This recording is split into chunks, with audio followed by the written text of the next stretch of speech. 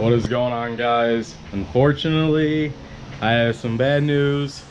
Went to IFO, couldn't run.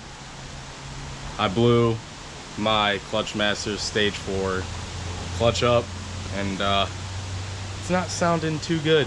So I'm gonna roll the intro and up to you guys here in a second.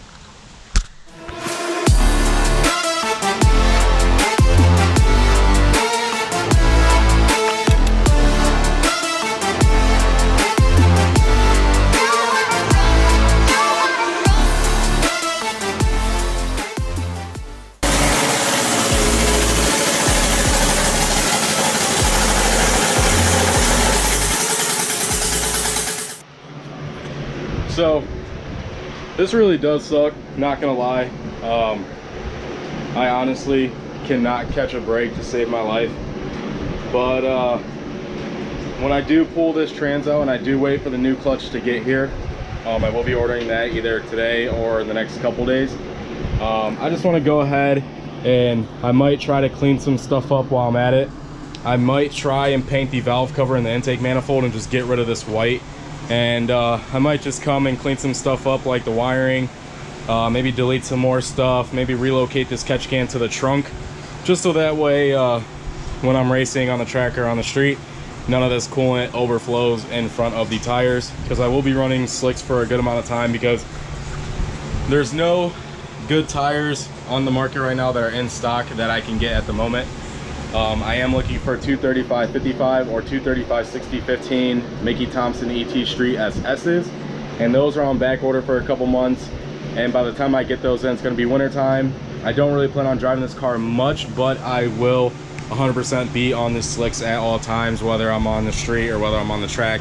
I know it's not a good idea, don't kill me in the comments, but that's just what I'm going to have to do for a little bit. I did sell my other set, so I'm going to use that money to buy tires or just get a decent street tire and then take the slicks off for a couple months until I'm ready to absolutely send this car on the track or whatever, I don't know.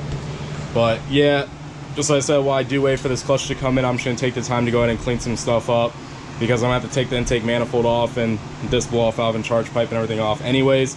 So I might as well just clean some stuff up while I'm at it, maybe replace some things. I do want to get this mocked up.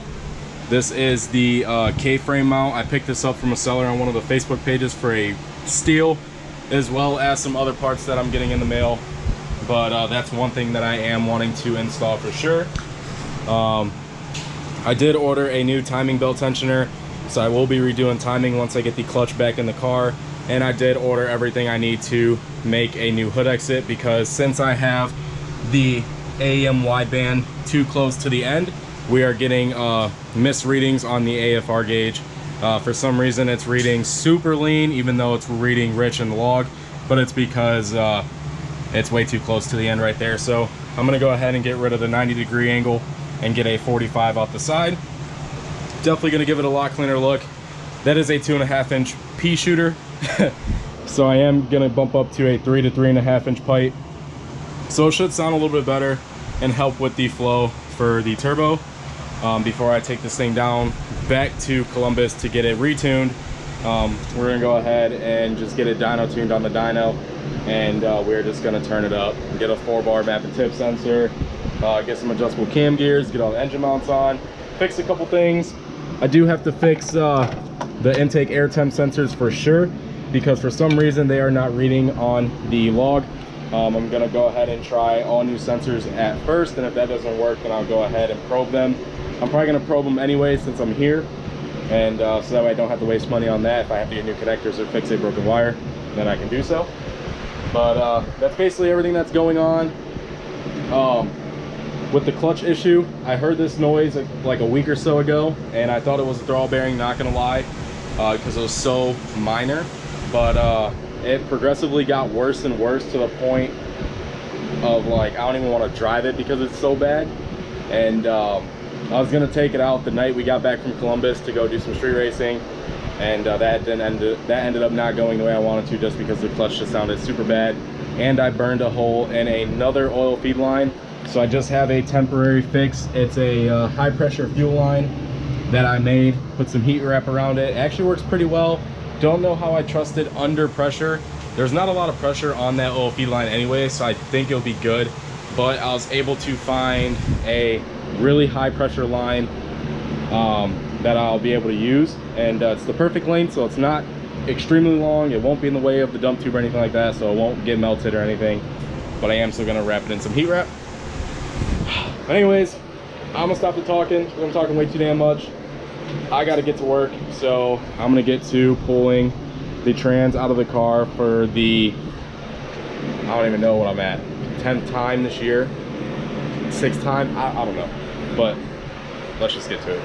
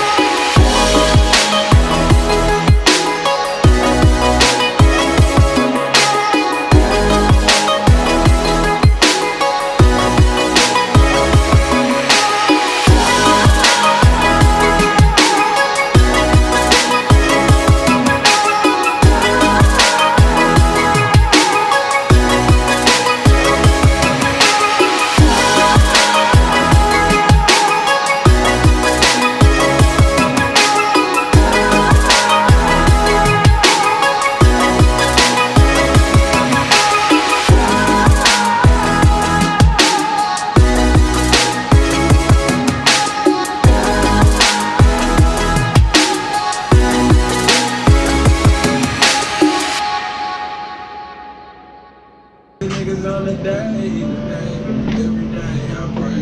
Only God can take this hate away. Lord knows if I see him, I'm gonna have to spray. The same spot I see him is the spot he lay. I clean this blood up, I Jesus, Jesus, please. And there's a heaven for a real one. I had to smoke with me, the road and had to kill. Doing for the bills, I swear this shit is getting ill. I had to come outside. Don't step in night and day. Don't step in night and day. Don't step in night and day. Mercy ain't no mercy, that's how we ride. Church up in my verse, that's how we ride. Look at that church up in my burger, that's just how I raise. Look up in my bitches, that's just how I taste. Keep it 30 on me, nigga, don't get out the way.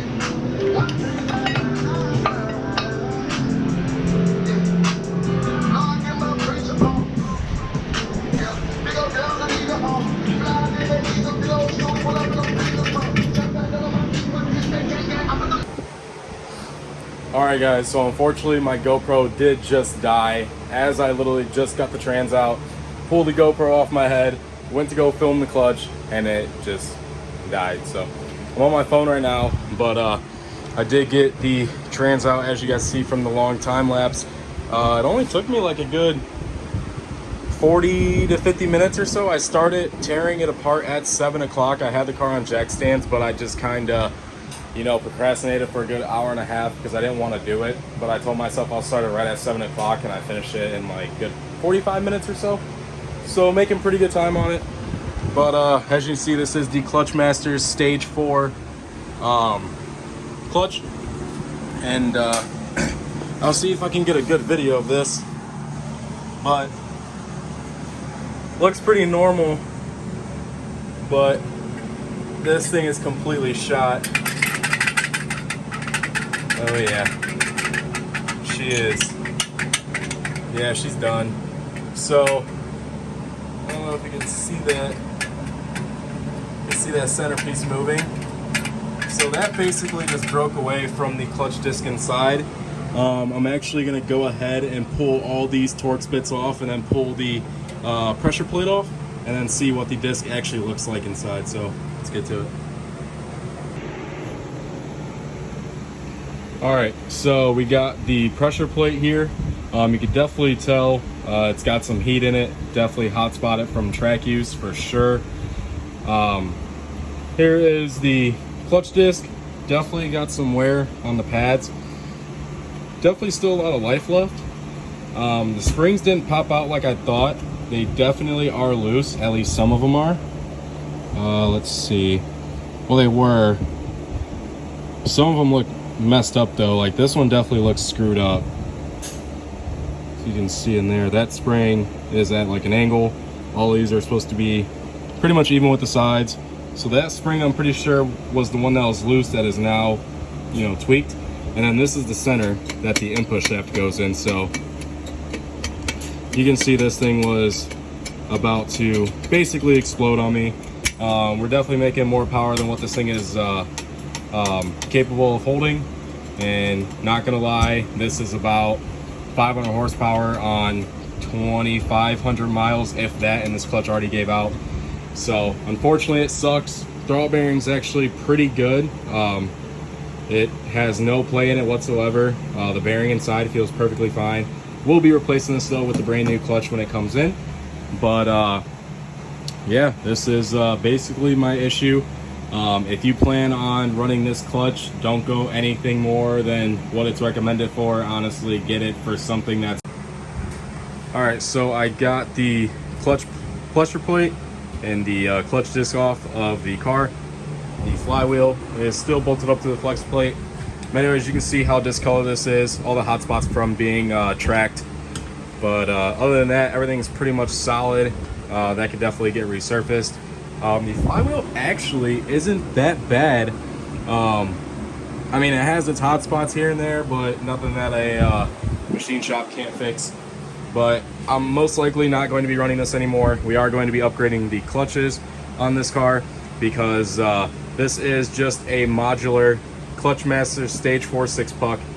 It's rated for around 480-ish wheel horsepower, and we were a little bit above that, probably in the 500s, like low 500s for a good 1,000 miles. This clutch had about 2,000 miles on it. You can tell by the clutch material, there's still a good amount left.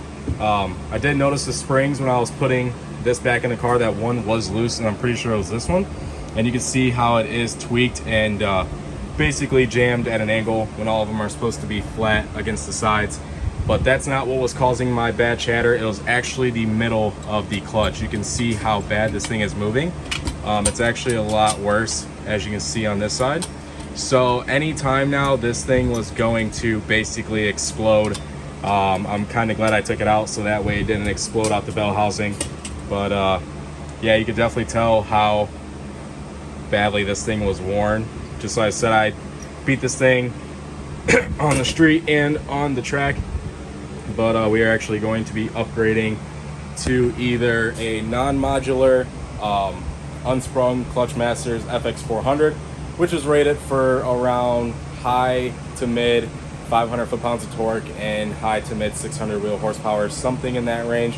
If not, then I will be upgrading to a ACD HD60, which is capable of, I think, of like 590 torque and like 700 wheel horsepower or something like that. So I know the ratings of the clutches don't really match up with what they say, but it's definitely in the ballpark of what it's capable of. But as you can see, I've been riding this thing for a good 2,000 miles on and off of, say, 300 horsepower to 500 if that, and it already gave out on me. So if you're looking to get this Clutchmaster's Stage 4 6-puck, it's a FX400. I think these are like $550 on Model Performance or on Clutchmaster's website. If you're just on like a big wheel stocker turbo on E85 making like say 350 to 380, this clutch would be perfect for what it is. But definitely do a braking procedure. Honestly, I don't know if, even if I get another stock Neon, I honestly don't think I will be running this clutch ever again, just because I've heard some stories about them. My buddy on a stock Neon actually broke 2 of them. So honestly, these probably aren't the best clutches to run. I mean, they're better than eBay, not gonna lie, but I've also had really good luck with eBay ones on a stock setup to where it lasts for years. So it's always a hit or miss with them. But yeah, so the car is unfortunately down right now, but just like I said, I'm gonna go ahead and clean some stuff up. I'm gonna take some stuff to work, sandblast, paint, clean up some of the wiring. I fixed all the oil leaks. I got a solution for my oil feed line. Just like I said, getting a new hood exit made, redoing timing, doing a bunch of stuff, a lot of maintenance, because there's actually a lot of events coming up at the end of the year, and also I want to get some street racing in, and so on and so forth. But I'm gonna go ahead, go home, edit this video, get this up tomorrow, and then I'll be back tomorrow here, basically just cleaning up some stuff. I don't know if I'm gonna film yet, depending on what I do. And yeah, so I'm just gonna go ahead, clean up, and get out of here. So as always, like, comment, subscribe, stay tuned for the next one. Peace.